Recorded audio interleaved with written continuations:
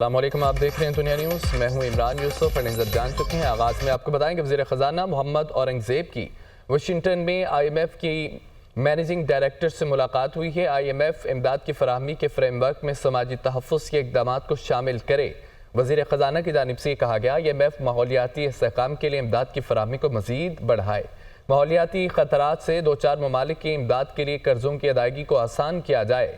انہوں نے یہ بھی کہا کہ رعایتی قرضہ جات کی فراہمی کے طریقہ کار کو بہتر بنانے پر توجہ مرکوز کی جائے۔ ملکی قرضوں اور قرضوں کی ری سٹرکچرنگ جیسے پیچیدہ معاملات حل کرنا خوش آئند ہے۔ کم آمدنی کے حامل ممالک کے لیے قرضوں کے فریم ورک میں نئے چیلنجز درپیش ہیں۔ وزیر خزانہ محمد اورنگزیب کی واشنگٹن میں آئی ایم ایف کی مینیجنگ ڈائریکٹر سے ملاقات۔ آئی ایم ایف امداد کی فراہمی کے فریم ورک میں سماجی تحفظ کے اقدامات کو شامل کرے۔ انہوں نے کہا کہ آئی ایم ایف ماحولیاتی استحکام کے لیے امداد کی فراہمی کو مزید بڑھائے۔ کراچی سے خبر آپ کو دیں کہ ڈیفنس خیبان بخاری میں گھریلو ملازمہ کی بڑی واردات کے معاملے میں اہم پیش رفت سامنے آئی ہے۔ گھریلو ملازمہ نے گھر کی مالکن کو بے ہوش کر کے گھر کا صفایا کیا۔ واردات کا مقدمہ تھانہ درخشہ میں شیخ اویس احمد کی مدیت میں درج کیا گیا ہے، جبکہ واردات کے بعد فرار ہوتے وقت کی سی سی ٹی وی فوٹیج بھی منظر عام پر آ گئی ہے۔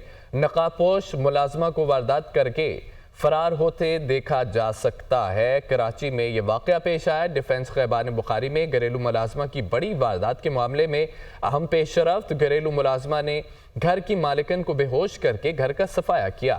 واردات کا مقدمہ تھانہ درخشہ میں شیخ اویس احمد کی مدیت میں درج کیا گیا۔ واردات کے بعد فرار ہوتے وقت کی سی سی ٹی وی فوٹیج بھی منظر عام پر آ گئی ہے، جبکہ نقاب پوش ملازمہ کو واردات کر کے فرار ہوتے بھی دیکھا جا سکتا ہے۔ عالمی منظرنامے سے خبر یہ ہے کہ مقبوضہ جموں کشمیر میں انسانی حقوق کی خلاف ورزیوں کو ختم کیا جائے۔ عثمان جدون نے کہا کہ مقبوضہ کشمیر میں اظہار رائے پر پابندیاں عائد کی جا رہی ہیں۔ انہوں نے کہا کہ عالمی برادری مقبوضہ کشمیر میں یو این کی زیر نگرانی ریفرینڈم کرانے میں مدد کرے۔ بھارت میں مسلمانوں کے خلاف ظلم و ستم کیے جا رہے ہیں۔ مقبوضہ جموں کشمیر میں انسانی حقوق کی خلاف ورزیوں کو ختم کیا جائے۔ عثمان جدون کا کہنا ہے کہ مقبوضہ کشمیر میں اظہار رائے پر پابندیاں عائد کی جا رہی ہیں۔ عالمی برادری مقبوضہ کشمیر میں یو این کی زیر نگرانی ریفرینڈم کرانے میں مدد کرے۔ ریپبلکن صدارتی امیدوار ڈونلڈ ٹرمپ کا جارجیا میں ریلی سے خطاب۔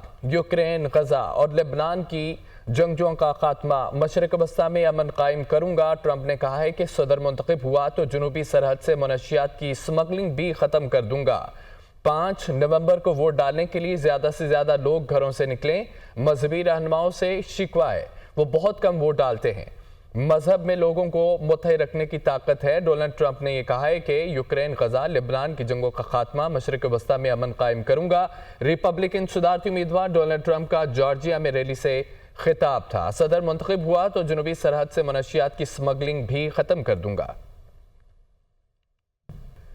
ادھر ترکیہ کے دارالحکومت انقرہ میں دفاعی صنعتی یونٹ پر دہشت گردوں کا حملہ۔ ترک صدر طیب اردوان اور وزیر داخلہ نے 5 شہریوں کے جاں بحق اور 14 زخمی ہونے کی تصدیق کر دی ہے۔ ترک وزیر داخلہ کا یہ کہنا ہے کہ سیکیورٹی اداروں نے تینوں حملہ آوروں کو ہلاک کر دیا۔ میڈیا رپورٹس کے مطابق حملہ آوروں نے صنعتی ادارے کے متعدد ملازمین کو یرغمال بنائے رکھا۔ حملہ آور گاڑی پر آئے، دفاعی صنعتی عمارت پر دھماکہ خیز مواد پھینکا، فائرنگ کی۔